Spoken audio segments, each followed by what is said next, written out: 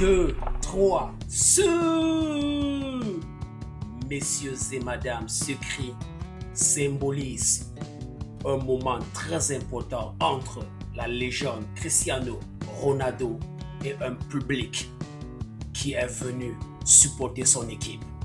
Lors de la première journée, le Portugal a fait face à une équipe robuste, une équipe physiquement prête, une équipe qui avait un mental d'acier comme la République démocratique du Congo. Ils avaient plus d'envie que le Portugal. Mais aujourd'hui, ce Portugal qui a été tellement critiqué, le coach a été critiqué, le coach Martinez a été critiqué, Cristiano Ronaldo a été critiqué, Bruno Fernandes a été critiqué.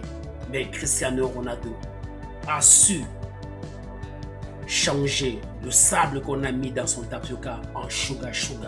Aujourd'hui, il a donné du fil à retordre à ses détracteurs.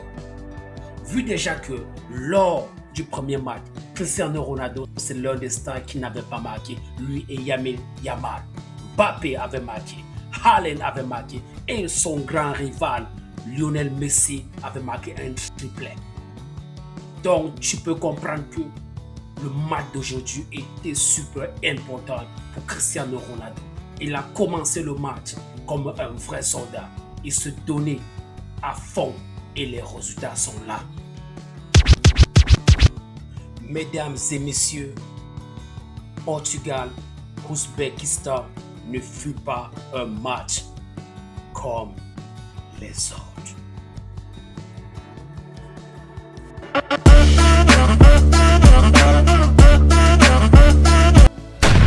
Merci de regarder nos vidéos. Ça nous encourage de continuer à travailler. Mais tu peux nous booster plus en t'abonnant et aussi en mettant un petit like à la fin de chaque vidéo que tu regardes.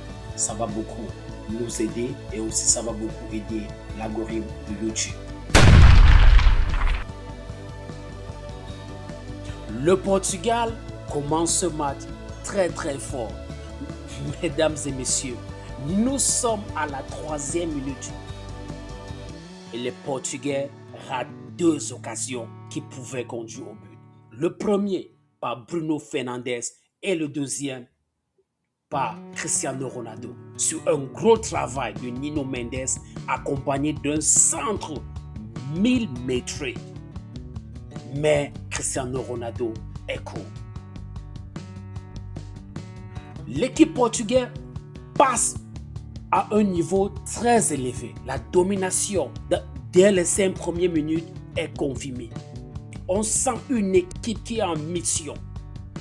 C'est le pourquoi à la 6e minute, Cristiano Ronaldo, en bonne position au bon temps, reçoit une passe et déclenche un tsunami qui se trouve au fond des goals. Nous sommes à la 6e minute. Le Portugal mène déjà. Cristiano Ronaldo vient d'ouvrir son compteur dans cette Coupe du Monde où il était tellement critiqué par rapport au premier match. Et c'est l'occasion pour Cristiano Ronaldo de communier avec un public électrique.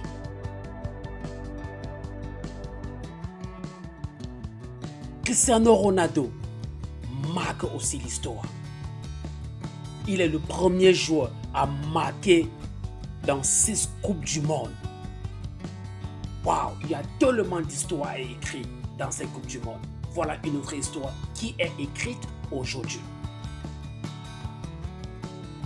Le Portugal continue à dominer. Et il faut dire que cette équipe Portugal est costaud. Cette équipe Portugal n'est pas facile à gérer. Il y a tellement de talent au milieu du stade. Et ces talents se rassurent qu'ils donnent les occasions aux avançants. Bruno Fernandes, Vitinha, ils font du grand boulot. Les messieurs grand boulot. Rien à dire. Et sur le côté, on a un certain Nuno Mendes qui est en puissance. En puissance. Mesdames et messieurs, le deuxième but arrive quand Cristiano Ronaldo est utilisé comme le décor. Là, vraiment, cette équipe portugaise est à féliciter. Parce que je pense qu'il y a un travail d'homme qui a été fait par rapport au premier match. Parce que pendant ce match, ce que moi j'ai aimé particulièrement, c'est la relation humaine. Il y a eu une complicité.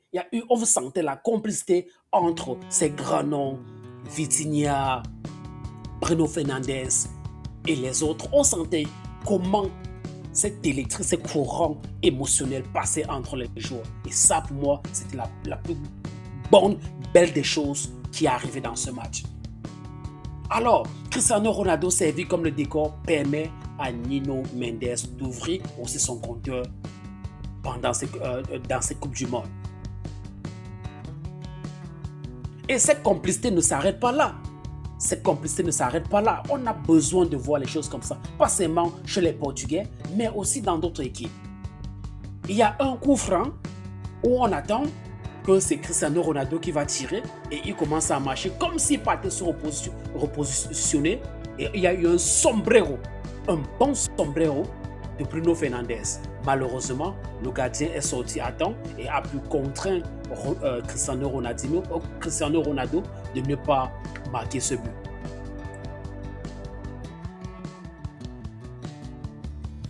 Cette équipe portugaise a les atouts, les qualités pour aller loin dans cette compétition. Mais jusqu'à quel niveau? Seul le futur et les prochains mois pourront nous dire où ils vont s'arrêter. Alors, l'Ouzbékistan, qui est là pour l'apprentissage, a tellement subi dans ce match. Le coach Cannavaro ne pouvait rien faire. Il faut attendre la 38e minute pour voir le troisième but de Cristiano Ronaldo qui viendra crucifier cette équipe ouzbékistanienne. Vitinha, toujours Vitinha, il sert un caviar à Cristiano Ronaldo et il le dépose dans les filets. Ouais, il le dépose dans les filets. Et voilà comment une équipe doit gérer un match de Coupe du Monde. Il faut tuer le match quand c'est possible. Et c'est exactement ce que le Portugal a fait. L'équipe d'Ouzbékistan part au vestiaire avec un fardeau de 3-0 sur la conscience. Ça ne peut pas être facile quand il revient. C'est pourquoi quand il revient à la mi-temps, tu vois, c'est difficile parce que même quand tu le vois courir, c'est lourd dans la tête. Il est bien vrai qu'ils ont essayé à la deuxième mi-temps à leur façon, mais ils n'ont pas trouvé le chemin des filets. Ils ont trouvé le chemin des filets une fois à la première mi-temps, à la 29e minute, mais il y avait une faute au départ. Donc cette équipe a vraiment subi la dominance de l'équipe portugaise, la suprématie de l'équipe portugaise. L'équipe portugaise est une équipe prédatrice. Surtout quand ils ont l'opportunité de marcher sur toi, ils vont te faire ça dur. Vraiment dur. Et on a vu ça aujourd'hui. Alors, on ne peut pas parler de ce match sans toutefois parler du coaching. Parce qu'il y a eu quand même un coaching gagnant. Merci de regarder nos vidéos. Ça nous encourage de continuer à travailler. Mais tu peux nous booster plus en t'abonnant et aussi en mettant un petit like à la fin de chaque vidéo que tu regardes. Ça va beaucoup nous aider et aussi ça va beaucoup aider l'algorithme de YouTube.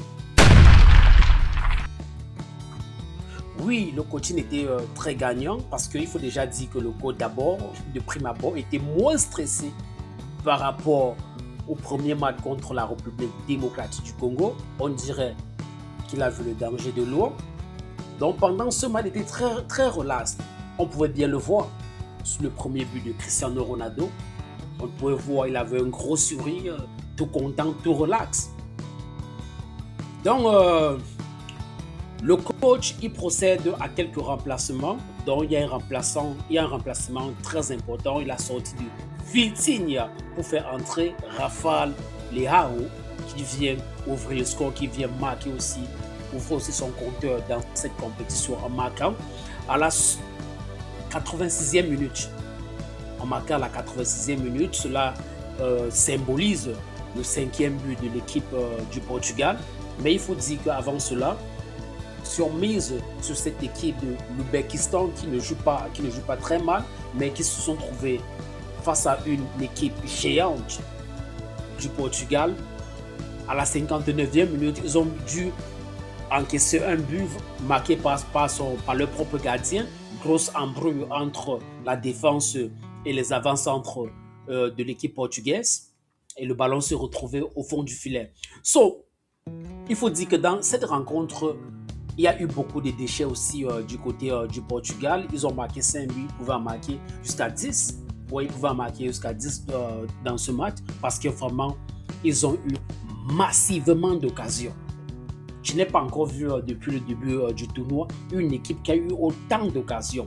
Bon, ils ont marqué 5, c'est suffisant? Oui, les 3 points ont été arrachés. Je pense que c'est ce qui est important et l'équipe du Portugal l'a accompli.